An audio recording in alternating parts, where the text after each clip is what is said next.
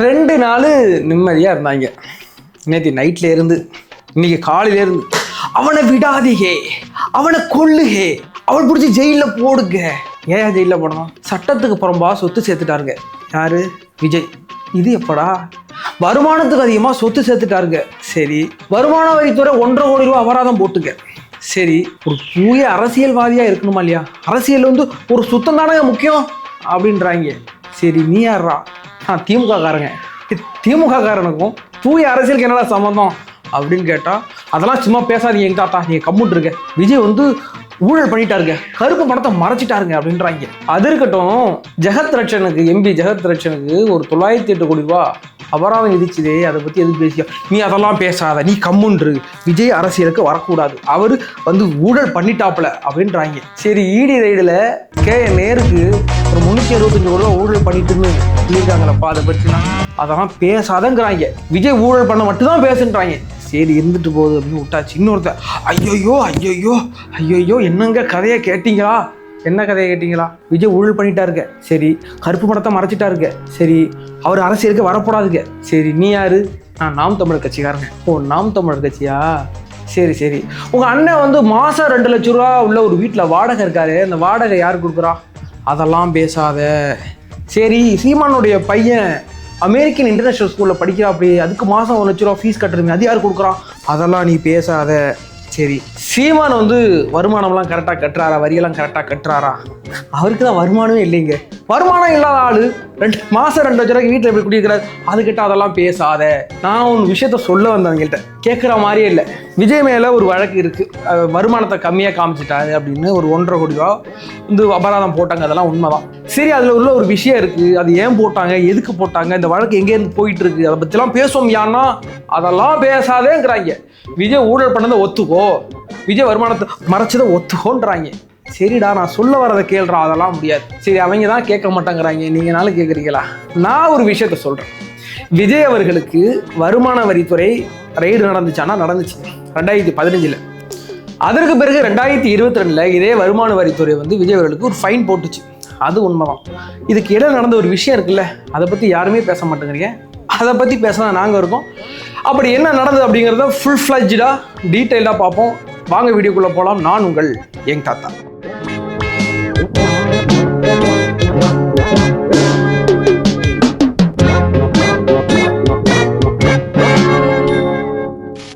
இந்த வீடியோக்குள்ளே போகிறதுக்கு முன்னாடி எங்கள் சேனலை சப்ஸ்கிரைப் பண்ணி வச்சுக்கிடுங்க. எங்களுடைய எல்லா வீடியோக்களும் உங்களை உடனுக்குடன் சேரும்.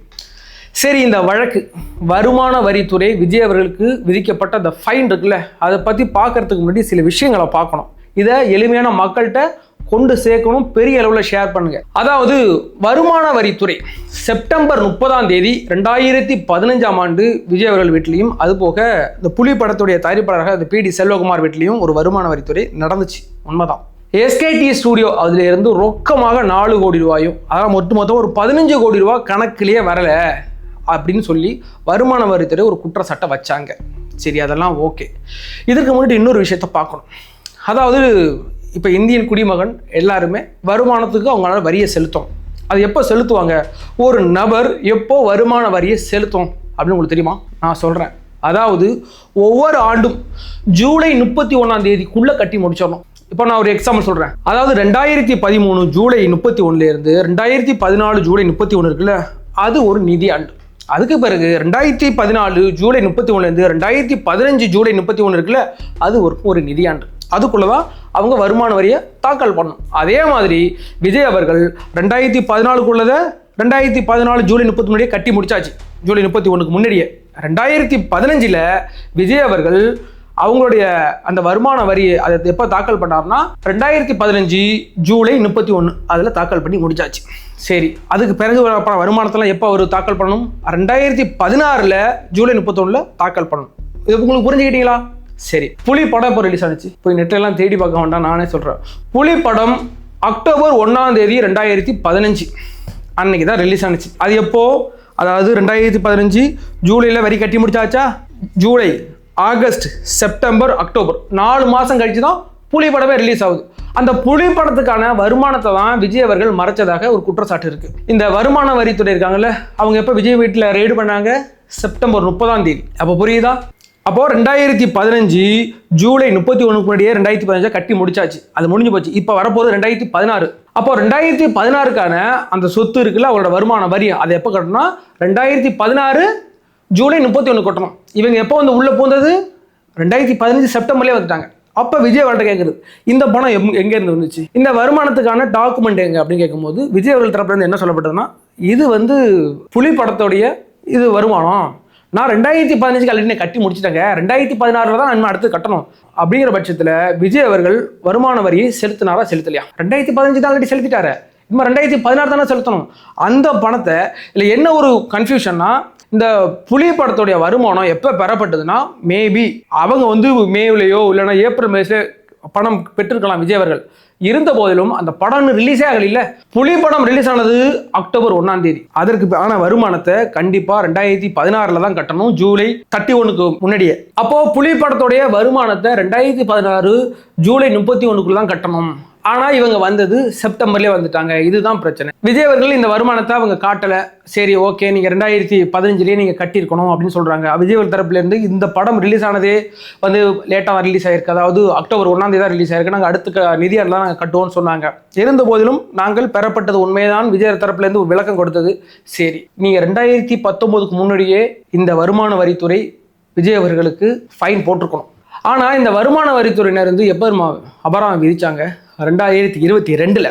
2022 விஜய் அவர்கள் புலி படத்துல அவங்களோட வருமானத்தை காமிக்கல, அதனால வரி விதிக்கிறோம் அப்படின்னு சொன்னாங்க. அப்போ விஜய் அவர்கள் காண்ட் ஆயிட்டாப்ல.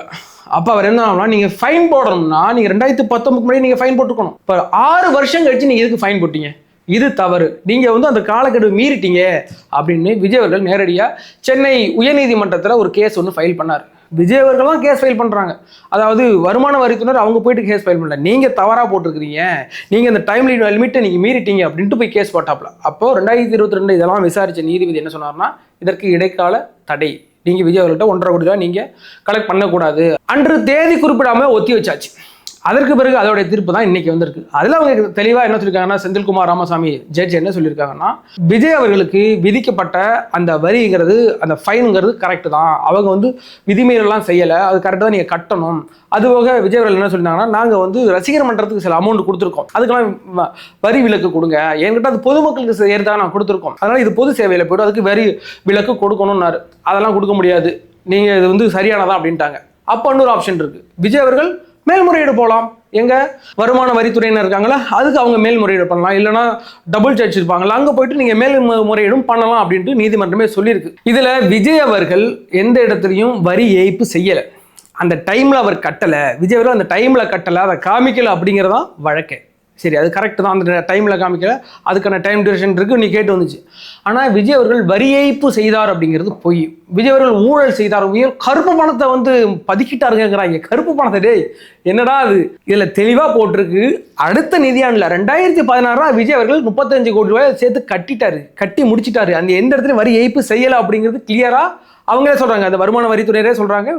விஜய் அடுத்த ஆண்டில் அவர் நெக்ஸ்ட் 2016 அவர் கட்டி முடிச்சிட்டாருங்க அப்படின்னு தான் கேஸே இருக்கு. வரி ஏய்ப்பு செய்துட்டார்னு சொல்வதற்கு அவர் எங்கே வரி ஏய்ப்பு செய்தார்? நீதிமன்றம் விஜய் அவர்கள் வரி ஏய்ப்பு செய்தார் அப்படின்னு எங்கேயாச்சும் சொன்னிச்சா? இல்லை, அவர் கட்டிட்ட 2016 கட்டி முடிச்சிட்டாரு. ஆனால் இவங்க இந்த ஃபேக் நரேட்டிவ் என்ன பண்ணுறாங்கன்னா, ஐயோ விஜய் அவர்கள் வந்து வரி ஏய்ப்பு செய்துட்டாருங்க, கருப்பு பணத்தை மறைச்சிட்டாருங்க, ஊழல் குற்றவாளிகள் அளவுக்கு போயிட்டு ஆடா பாவிகளா.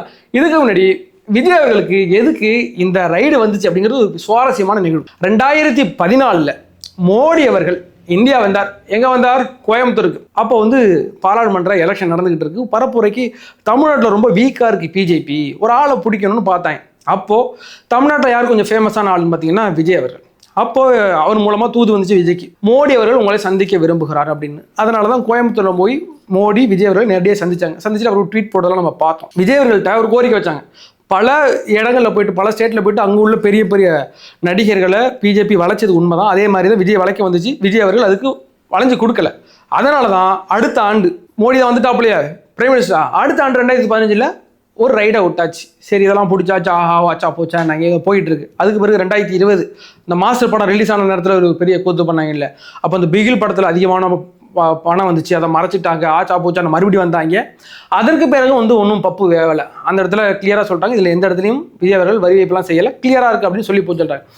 அதாவது இது முழுக்க முழுக்க அப்பையிலேருந்து பிஜேபி விஜய் அவர்களை டார்கெட் பண்ணிகிட்டே இருக்கு. ஏன்னு கேட்டால் இந்த மனுஷன் பிஜேபிக்கு எந்த இடத்துலையும் வளைஞ்சு கொடுத்தே போகவே இல்லை. ஏற்கனவே அந்த மெர்சல் படத்தில் ஒரு பிரச்சனையாக இருந்தாலும் சரி, அப்பையிலேருந்து மத்திய அரசு தீர்க்கமாக எடுத்துக்கிட்டு இருக்காரு. திமுக மாதிரி பின்னாடி போயிட்டு கை கொடுத்துக்கிட்டுலாம் இல்லாமல் நேரடியாக எதிர்க்கிறார். அதுதான் பிஜேபிக்கு பிடிக்கவே இல்லை. தமிழ்நாட்டில் உள்ள இந்த விஜய் மட்டும் பிடி கொடுக்கவே மாட்டேங்கிறாரு. அதாவது கூட்டணிக்கு வாங்கினாலும் வர மாட்டேங்கிறாப்புல. எலெக்ஷனுக்கு எனக்கு கம்பெயின் பண்ணணும்னு 2014 சொன்னோம், அதையும் கேட்கல. படத்துலலாம் நம்மளை அட்டாக் பண்ணியே பேசிகிட்டு இருக்கிறாப்புல. இதெல்லாம் சரிப்பட்டு வராதுன்னு விஜய் அவர்கள் மீது இதே மாதிரியான ரைடெல்லாம் வந்துட்டு இருக்காங்க. ஏன் இந்த ரைடு வேற யார் மேலே வரல? அஜித் மேலே வரல. விஜய் அவர்கள் தன்னோட வருமானம் இதுதான் வருமானம்னு காலகாலமாக கட்டிக்கிட்டு இருக்கிறார். அது உண்மை. அதுபோக இந்தியாவிலேயே 2வது அதிகப்படியான நபர் அதிகமாக வரி செலுத்துறாள். முதலில் ஷாருக் கான் 92 கோடி ரூபா கட்டுறாப்புல. அடுத்தது யாரு? விஜய் அவர்கள் 80 கோடி ரூபா கட்டுறாப்புல. அவ்வளோ பெரிய மனுஷன் தன்னோட நான் எவ்வளவு சம்பாதிக்கிறேன் அப்படிங்கிறது கட் அண்ட் கிளியராக கொண்ட கொடுக்குறாப்புல விஜய் அவர்கள். இருந்த போதிலும் இந்த வருமான வரித்துறை, அதாவது மத்திய அரசு, இதை வச்சுக்கிட்டு பெரிய அளவில் கேம் விளையாண்டுட்டு இருக்கான். இது எல்லாருக்குமே தெரியும். இன்னைக்கு நம்ம ஏன் இந்த வீடியோ நம்ம பேச வரோம்னா, விஜய் ஒரு வேளை தவறு செய்திருந்தா, தன்னோட வருமானத்தை மறைச்சிருந்தா, கண்டிப்பாக அதே இடத்துல நம்மளும் விமர்சனம் வைக்க போகிறோம் தான். ஏன்னு கேட்டால் நம்மளுடைய பல வீடியோக்குள்ள தாவேக்காவையும் விஜய் அவர்களையும் விமர்சனம் பண்ணிக்கிட்டு தான் இருக்கும். அந்த கட்சியில் நடக்கிற பிரச்சனைகளை விமர்சனம் பண்ணிக்கிட்டு தான் இருக்கும். ஆனால் விஜய்ன்ற ஒரு பிம்பத்து மேலே நீங்கள் ஒரு பெரிய கேங்கை நீங்கள் ஒரு ஃபேக்கான நெரேட்டிவ் செட் பண்ணுறீங்களே, அப்போ தான் நாங்கள் கொதிப்போம். விஜய் மேலே விமர்சனம் வந்தால் அதை எடுத்து பேசுகிறாலும் நாங்கள் தான் முதல்ல. ஆனால் விஜய் மேலே நீங்கள் ஃபேக் நெரேட்டிவ் செட் பண்ணால் அதை உட்காந்து ஒட்டைக்கிறது எங்களுடைய வேலை.